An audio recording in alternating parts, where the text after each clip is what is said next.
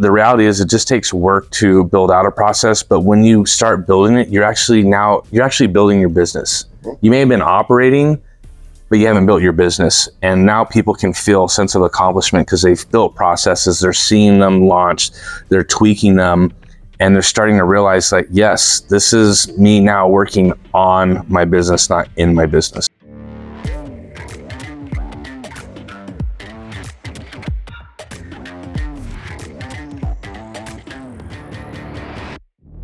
Hello, professional property managers. Andrew Smallwood here with the Triple Win Podcast. I'm joined by my friend, an industry luminary, Wolfgang. Great to have you here. Yeah. Thanks for joining us live at Broker Owner. Absolutely. I thank you for the opportunity. It's always good to chat with you and see what's new and exciting. Yeah.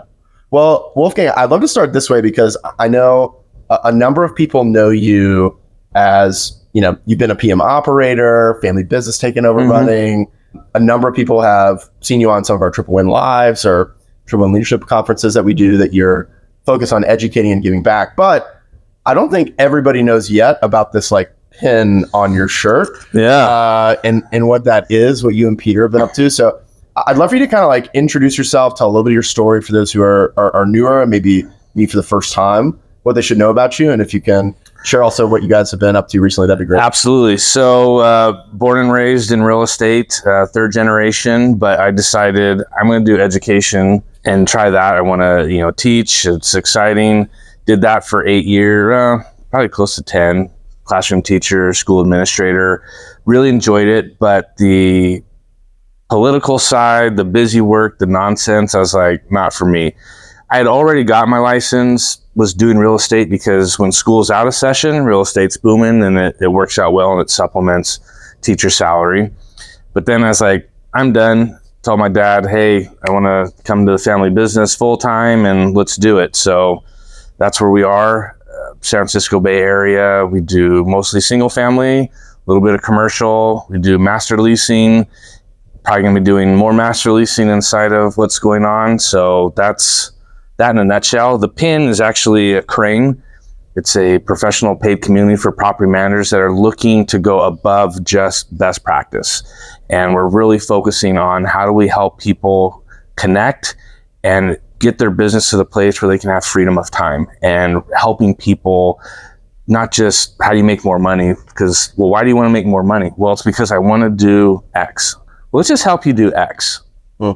And use your property management company as a vehicle for that. So we've been really focused on that. We have monthly calls, we bring in guest speakers, we connect our members with other people. Like this morning, we had several members that wanted to get in touch with Appfolio. So we organized a breakfast, got them connected, and it's just been a real pleasure doing that. I also work with Paul and we do the PM Systems Conference. So for me, it's how can we help people accomplish what they truly want? Because I've yet to meet somebody that their life's work was tenants and toilets. So, it's something I like, Wolfgang, and I feel like we share a point of view on. Like, what I love about the Systems Conference that's so unique about it is it's not just lecture content for 8 hours in a row. There's really like actively applying, like you get, a lot of times people will come to a conference, get a lot of great information, make a lot of great connections with people, but then there's a long list of things to do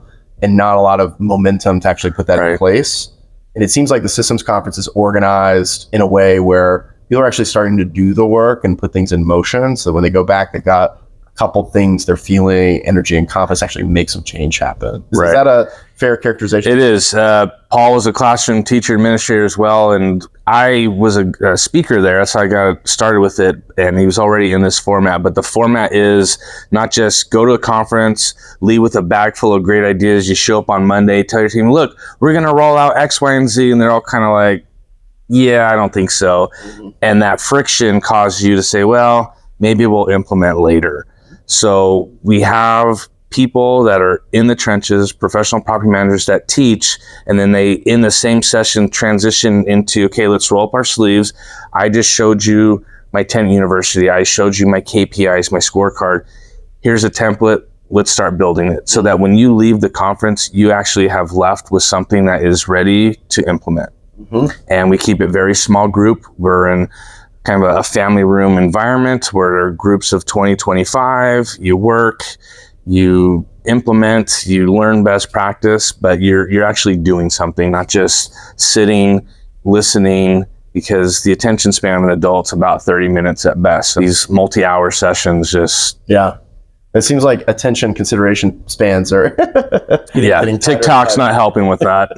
Exactly. So, and then on Crane for a second, like what strikes me as unique and different about this is it's not kind of like a wide, broad-based offering. No. It's focused on like a specific group of property managers who are looking for a specific outcome and a different way of, again, connecting, kind of like going on that journey together with, experienced guides and people kind of facilitating that. How many people are like involved in that right now? So we have 64 members, and we're looking for members that have at least 100 doors. They're doing third party. They have at least one employee. That's pretty much our main criteria. Obviously, good reputation and all of that, but it's not for beginners. There are other groups and opportunities for people if you just want to start, or I've already started and you're trying to learn the basics. NARPM's a great place for that, but we're now looking for people that, okay, I implemented good practices, but I want to do better. I want to do more, and I'm actually building something so that I can have freedom. That's who we want to connect with and help them connect with other people. Yeah. So I'd love to kind of like transition to that in our conversation here. A word that I hear you saying a lot, that I hear other industry leaders saying a lot, it's definitely like in the conversation, it has been for many months, is the word process, right? This is something that more and more people are talking about. And I'm just curious, like, what's your perspective on why a couple of years ago, like, process maybe has sounded like work to people or something that a lot of people are like, I don't know if I really want to dig into that, or I'm focused on other things. Why do you think that's building up right now? It's a conversation people are having right now. Well, I think if you go back to the book, The E-Myth, right? Classic. I think everybody's read it. You start a business for a reason. And whether that's so you can not have a boss, you could have more time, whatever that reason is, you go into it. And you quickly learn, like, I'm not achieving that reason. And so the talk was around profitability. Oh, that must be it. If I had more money, the business was making more money, I could then really get to X. And so the accounting standards come out, all that great work, which everybody needed. We needed standardization, but people are still like, well, I'm still working too many hours. I haven't been able to reach X. So now we're seeing people who have implemented great processes that are achieving X. Oh, well, maybe that's it. Maybe that's what I need to do. They seem more relaxed. They don't have the stress, seems to be working better. And let's just face it, accounting is not sexy. Like, nobody, I do lunch and learns with my chamber hat on, and insurance and accounting are the hardest ones to sell. But processes, I can see that. It's tangible. Like, I can be part of that. It doesn't require math. It's whatever it is. So I think the barrier to entry is lower, but it is work. That's the thing. You could buy somebody's processes, but that's now their company. And the reality is, it just takes work to build out a process. But when you start building it, you're actually building your business. You may have been operating, but you haven't built your business. And now people can feel a sense of accomplishment because they've built processes. They're seeing them launched. They're tweaking them. And they're starting to realize, like, yes, this is me now working on my business, not in my business. So, is it fair to say a lot of property managers want to have a certain income? They want to have a documented process that reliably gets there. And they know there's work to do in designing that process and executing to it, right? Continue to refine it. What do you find gets in the way of property managers getting into that, getting through that? And how have you helped people kind of be able to make progress in doing that work? So I think that does require a certain mindset. Whether you're an engineer or whatever, I don't think you have to have that professional designation, but some people's minds just think very process oriented. Unfortunately, that same mindset you don't tend to see in the visionary role, and that's perfectly fine. So you have a visionary that knows where they want to get to, but they're here how do they do that? And they know they need processes, but they're, having lots of entrepreneurial brain farts. Let's try this. Let's do this. We're going to do this. We're going to get more business.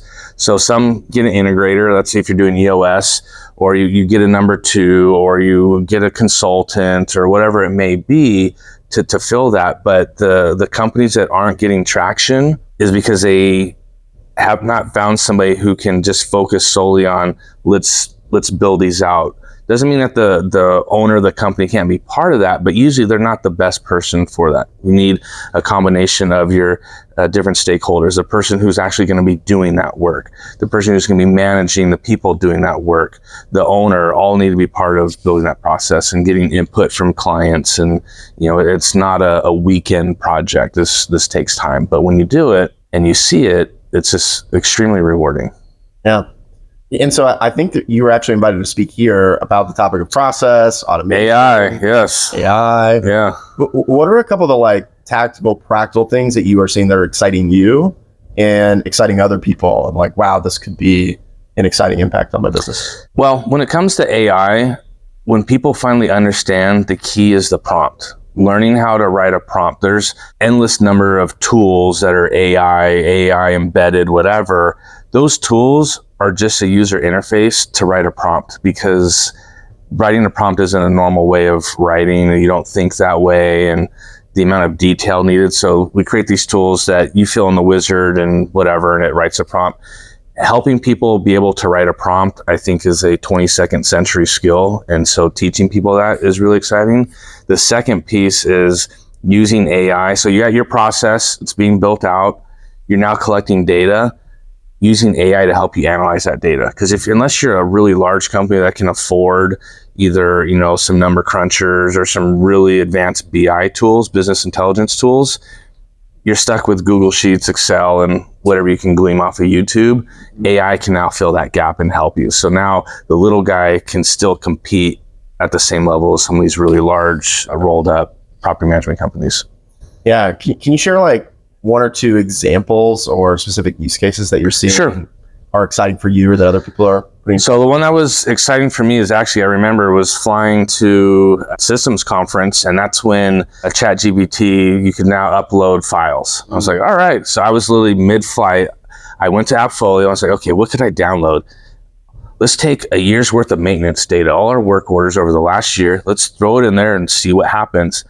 Threw it in there, and the first question I asked is, what am I looking at? And it was able to interpret that it was some type of maintenance data. I said, okay, what questions should I be asking? Because a lot of times, okay, I have data, I don't know what to ask. So ask AI, what should I ask about this data? And it gave some questions. And one of them, I was like, okay, let's identify some trends. So by the end of these different prompts, it was able to tell me which months I probably need to have more staff covering maintenance, and specifically what specific trades, which I already had kind of a gut feeling on that, but for it to take a year's worth of Excel, analyze that, interpret that, and give me the answer is huge. Not because it's earth-rattling data. I mean, any person probably knows that during the summer, I probably need more HVAC techs, but that it got that, because then you could take the prompt of, well, let's create a job description, or let's advertise, or, you just keep going and going, and it's helping you find answers to your questions. But just the fact that I'm in a flight on Southwest with a laptop, nothing special, and here I am using AI to help me, so anybody has access to that. Do you see, or do you anticipate there's a lot of applications with AI as it relates to communications? And what's your kind of vision, what you see ahead there? I think what we're going to see a lot in software is getting away from menus, and that you just say, hey, I'm going to use the word Siri because that's what's coming to mind, but hey, Siri, can you help me identify which tenants are late, rather than going to this report or this file to this file menu to then get to actually the report or whatever. Or, hey, Siri, can you tell me what is my churn rate, or what's our occupancy rate? Or, hey, can you do a move-in for 123 Main Street? Rather than going through wizards and menu structure, you're just going to give natural language, tell it what you want, and it's going to do it. Mm-hmm. I think we're going to see a lot of that, because a lot of the AI we're seeing right now is fun, it's hype, but it's not really moving the needle for your company. So, but this type of stuff is going to make it easier to interact with your software. And then on external communications, especially when you have remote team members, and it making recommendations on how to respond to communications that came in, a tenant's upset, and you're like, oh yeah, well, let me give it right back to you.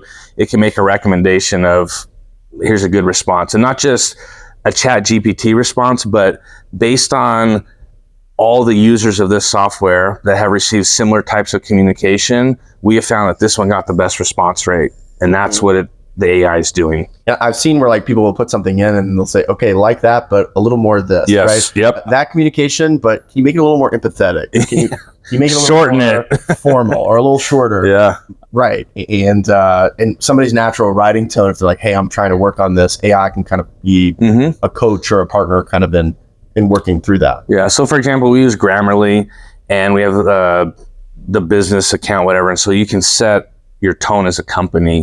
And so now as the whole company, how do we communicate? What's our tone?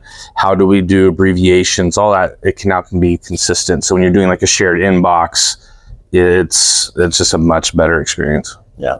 Well, AI is certainly a hot topic, so I'm glad we had a chance to touch on it. AI is, I guess, a little different though than automation. Correct. And automation has definitely been a topic for a long period of time, but what are you kind of seeing again, you and the groups it seems like you're in, you're kind of thinking of, hey, not just what's common practice or like a good practice, but what's some of the leading and kind of innovative practice on the automation side that you see?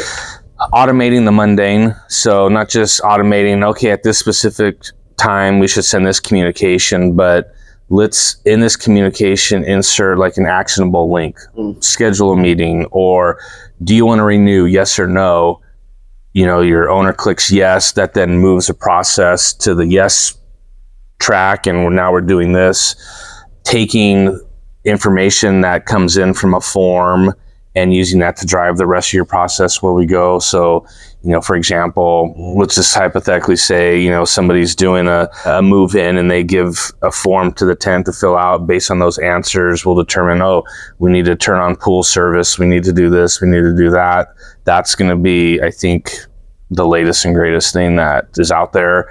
But I think just actionable communications, not just me telling you something, but giving you the option to respond. And I don't just get the email and say, oh yeah, owner X responded, let me go update. But their response is automatically driving the automation further down the line. Yeah, I think a follow-up on this, like I hear sometimes, Wolfgang, people say, okay, like I get this conceptually, I'm hearing more specific use cases, things like that. What's some of the tooling? I'm in the Facebook groups. I see there's people who have built things out in Monday and horizontal tools like that and really invest into that. There's Zaps and Zapier. Obviously there's like vertical solutions like Lead Simple in this space. Do you have like an opinion on, how to think about kind of the different options? So to have if they're getting into this or looking at really investing into it? I would say for the average person that's just getting started, look for a vertical solution, meaning a solution that's specific to the industry, because they're already going to do, some of the fields that are universal, like bedroom count, square footage, owner, tenant, that are universal. They're already in there. You don't have to spend time creating that in addition to your process. Then also the integration with your property management software. Your process is powered by data. Well, if the data is over here, and so we use AppFolio, it's in AppFolio, I then have to take it, type it over here. That's a huge time suck. So if there's an integration where it's syncing my data, now I can take that data, it enters my process and it goes. For example, our delinquent rent process, we don't have to do anything human-wise until we actually have to tape a notice on the door. Everything else is 100% automated. So at the certain day of the month, it automatically starts because of the integration between AppFolio and Lead Simple, and it starts sending out communications, it's doing whatever, it's updating the owner, and as soon as the tenant makes a payment, the system knows and it stops. I don't have to go and turn it off. So it's going all the way to the point of we've done everything. We're now at the point of we need to start eviction, and that in California requires somebody physically going to the door, and so that's when we step in. So now I'm consistent. I don't, oh shoot, the 5th was a Saturday we forgot to start, or Monday was a holiday, it is starting every single time. Even if everybody in the office, if we all got COVID and we're sick, late rent is still started. Lease renewal still started. So that really comes because of a vertical integration. The downside of the horizontal is it's so generic. You have to do a lot of building just to get it to be PM, and then you can add your process. So I think if somebody's just starting, find a vertical solution. I prefer Lead Simple. I think it is the best one out there, but there are some other ones that people can try. Start there, because you're just gonna be able to launch a lot quicker. If you feel that you need more, I wouldn't go horizontal. I would start going into like Zapier and like, okay, how can I get my Lead Simple to talk to Calendly? So when it sends an email, it's a pre-filled calendar invite. And when they complete that invite, how do I bring it back to Lead Simple? Like, those are the next level conversations to have. If you're already got the basic, that's where you can then go next.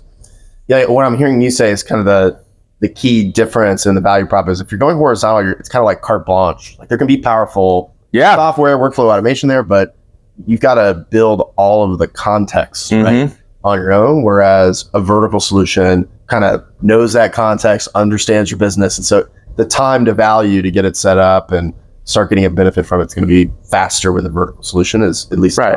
And I can speak to that because before Lead Simple, we were using Podio, which is horizontal. Literally, it could do anything. The problem is, well, who's going to build the anything? And that was me. Well, how do I get it to sync with AppFolio? Well, I'm taking my scheduled reports. I told it how to parse it. Oh, well, then AppFolio changed the format of the report. Oh, now I got to retrain it. It's like, I'm trying to be a property manager, not IT. So yeah, I had some pretty amazing stuff that isn't doable in Lead Simple yet. Not a slam on Lead Simple, just because I could really customize it, but I know exactly how many hours and days it took to build that. And if I didn't build it, I would have to pay somebody to do that. There is no template to download. Right. Yeah. Well, let's do this. Wolfgang, I'd love to ask you one or two more questions before we wrap. And one is, we didn't have a chance to cover everything as it relates to process automation, AI. Yeah. What's something we didn't cover that you wish we did, or that if you're sitting in the audience, oh man, this would be something really valuable on this topic that they didn't have a chance to touch on yet? I think with AI, you really need to be careful who's the creator of this tool. AI has the ability to really screw you over big time because of what it can do. Yeah. And if you're not aware of, well, who created this tool, where's the data going, and you just upload an Excel file to be analyzed, I mean, it could get bad real quick. So it is the wild, wild west.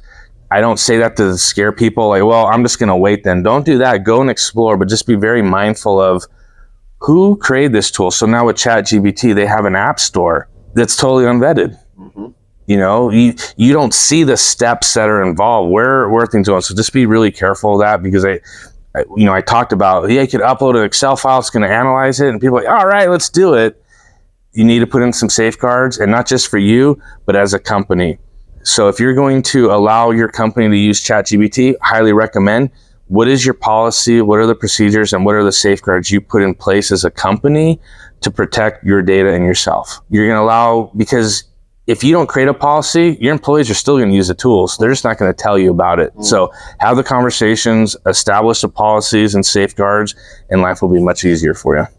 I love what you shared there. Like, we've actually been doing this at Second Nature. Like, we want to encourage people to use these tools across all different departments and do so thoughtfully and responsibly.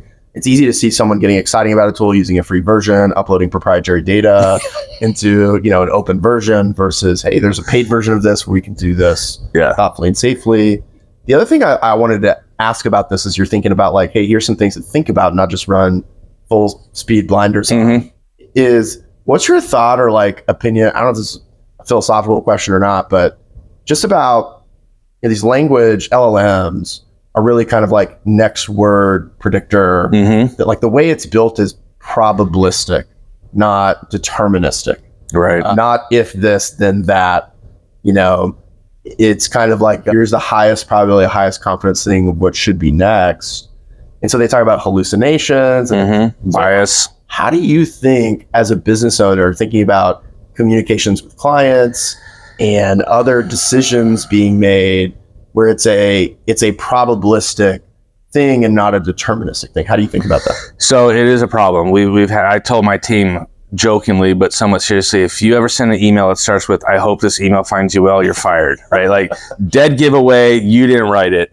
So we're struggling with that because a lot of these tools, I don't have the ability to control the data set that it's pulling from. And it is a problem, so now our training is more, as a team, let's have some training on how to, one, decipher if that really is the best answer to give. And are we confident in that answer? Not just, well, ChatGPT spit it out, so it must be right. Because I would say 80% of the time it is right, but those times it's not. And if you're a team member that is, let's say, a resident success coordinator and you don't really know PM well, and the tool that your boss gave you said, this is the answer, okay, then I'm sending it. Mm-hmm. So we're having to change, almost kind of like when I was a middle school teacher, I taught a business and internet computer stuff. Just because it's on the internet doesn't mean it's true, right? And so we went through these exercises. We're kind of having to do that again.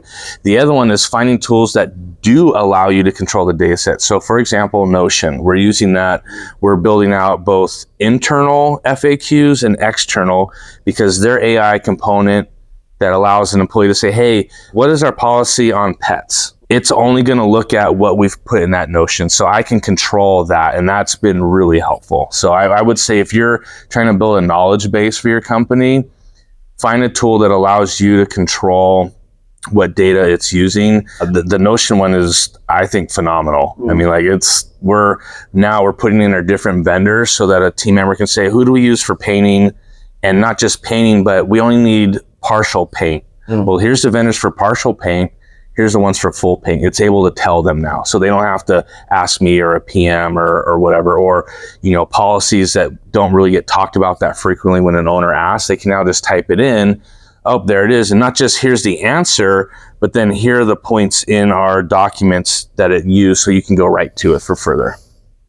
Two things I love that I'm taking away from what you said is, one is teaching the team that this isn't a 100% tool. That if the stakes are high enough, right, mm-hmm. hey, we should be scrutinizing and using our human discernment, right, to look at this and say, is this ready to send as is, or does it need some adjustment? If the stakes aren't high, and there's some error rate with people anyway, hey, maybe that stuff's more leaning into it. Other things, there may need to be some checks and balances there.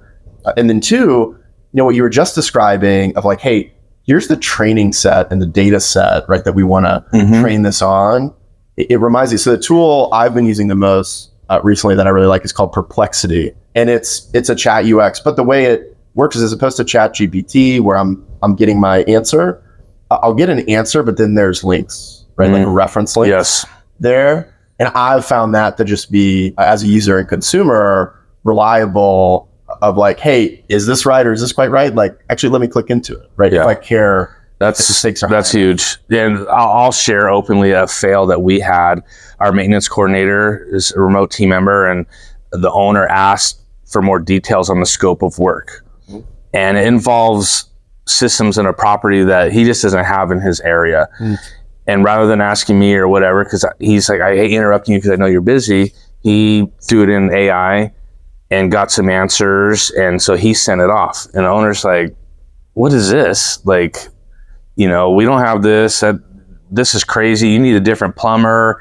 And it blew up into a big problem. So now, because I was too busy, now I'm really too busy, but it's on fire, right? So that was an example where how do we teach to not be over reliant on AI, and how to check your sources, and does this make sense? Does this picture look like that? I mean, all those questions, because it's not, I wouldn't say that it's not accurate, because what it gave is accurate. It just doesn't fit. The context is off. Mm-hmm. Misalignment.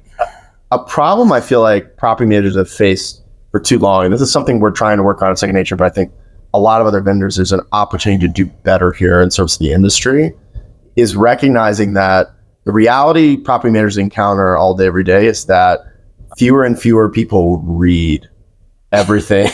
What percentage read a lease? What percentage read a PMA in detail? What percentage read I've seen these elaborate handbooks, people, mm-hmm. right? 30-page tenant handbook or an owner and I'm they're incredible thoughtful informational resources, the idea that, you know, people are going to take that and digest it, internalize it, and give, like, it's probably better, but a lot of prop mirrors almost seem to be like, this is kind of a CYA. Yeah, it's absolutely. Like point to if and when something goes wrong, hey, we tried to communicate this and we want to work with you on it. That seems like a good use case for if you have this owner handbook or tenant handbook, you know, you've got like your Notion pages. That's actually what we're building. Yeah.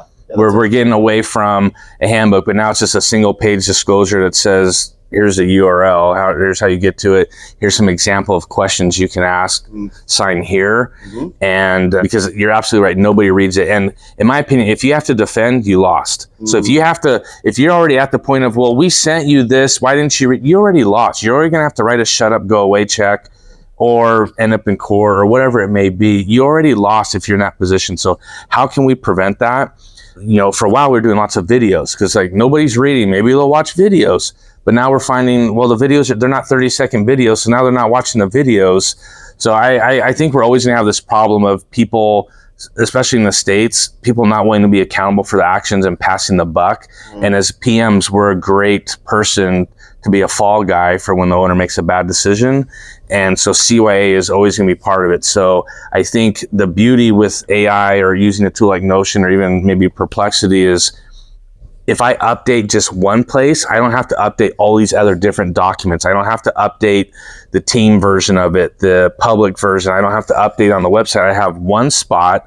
I make the change, and now it's accessible to all these different stakeholders, and AI is going to help craft the message that's the best response to that type of stakeholder. Interesting. Okay, final question. That's okay. As you look to the future of what's happening in this industry, where you see things going, what excites you most? What gives you the most optimism? What do you see for professional property managers you look at? The optimism I see is because of all the legal mandates. It's almost going to create a whole new profession. And so for me, that's really exciting because we're now at a point where a lot of the old ways are becoming illegal, not really favored upon, anti-landlord, whatever. So now we get to create what is property management 2.0 in this new landscape. And yeah, it's a lot of work, but I like building things. And so for me, that's really exciting that we get to be at the forefront of creating what is property management 2.0 and building that path. Just as a follow-up on that, can you say more about, like, if you were to describe kind of like the big difference of shifting to 2.0? I mean, you talked about, you know, it sounds like more renter friendly, you know, how would you kind of characterize the transition and kind of like what's being built there a little more specifically? So personally, Wolfgang speaking here, fee maxing is not going to cut it. That there has to be genuine value. And not me as a property manager seeing this value, the tenant has to genuinely feel like, yeah, I want that. That's valuable to me. And if you can't create and deliver that, life's going to be a little bit challenging for you. Owners are going to want it. Tenants are going to want it. I think vendors are going to want it. So really, I don't think we're in property management anymore. We're in value management. And our job is going to be creating value, communicating it, and people accepting it, and we're going to be managing that relationship. So I think we're VMs now. I mean, obviously love the spirit of that. Speaks a lot to what second nature stands for. You know, I think it's interesting in the conversations we've been having with people recently. If you just think about, hey, what's least at risk are the things that everybody's getting value from, right? If somebody's getting value from it, they're not going to want it to be taken away. Right, exactly. And they're not going to be complaining to the company, to regulators, whoever it might be. And so that becomes lower risk. The things that are most impactful in a negative way or could have the most harmful effect or seem less valuable, right? That's going to be the stuff that's more at risk. Yeah. You don't see regulators knocking on Disney's doors about all their fees and nonsense. Yeah. Like I took my daughter, I had to schedule an appointment to get a Dole Whip. I couldn't just walk up and buy it. I went and I say, I need 2 Dole Whips. They're like, well, did you schedule an appointment? It's freaking ice cream. Just here's my money. Give me my ice cream. Like, well, you got to schedule an appointment. Where's the hidden camera? But like, no, you got to get on the app and schedule Dole Whip. All right. So we did it. There's no regulation. There's no Senate Bill 22 coming down saying you can't schedule Dole Whip. It's because people want it and they're willing to go through that. We're gonna have to do the same thing. What would a tenant genuinely value and willing to pay? You know what? I'd rather pay for that than pay for movie tickets. Mm-hmm. And I don't think that value has been identified yet. Mm-hmm. There's a lot. I think we're getting close, but that true value has not been identified. Mm-hmm. And once it has, the regulators are going to go chase somebody else, and we'll be property management 2.0. Yeah, it still feels like early innings, and there's more work to do there. And share your excitement and your passion for just making something that works for everybody. Yeah. Appreciate you sharing that. Absolutely. Thank you. Thanks, Wolfgang. Mm-hmm. And that wraps up another episode of the Triple Win Property Management Podcast. Thank you for pressing play. We hope you've gained valuable insights and inspiration. The Triple Win Property Management Podcast is proudly produced and distributed by Second Nature, where we believe in a triple win, building winning experiences for your residents, investors, and your teams with the only fully managed resident benefits package. Visit secondnature.com to learn more and talk to an RBP expert in your area. If you have any questions, comments, or want to weigh in on the conversation, we'd love to hear from you. Email triplewin@secondnature.com. That's triplewin@secondnature.com. Stay connected with us beyond the podcast. Visit our website at secondnature.com to stay updated with upcoming property management events and articles. And don't forget, you can keep the conversation going in the Triple Win Property Management Facebook group. It's exclusively for property managers. To receive even more valuable insights and updates, subscribe to our newsletter. You can find the link to that and much more in the show notes. On behalf of the Triple Win community, this is Laura Mack, thanking you for tuning in. And on behalf of Second Nature, this is Carol Housel. Check back soon for another exciting episode. Until then, keep striving for that triple win.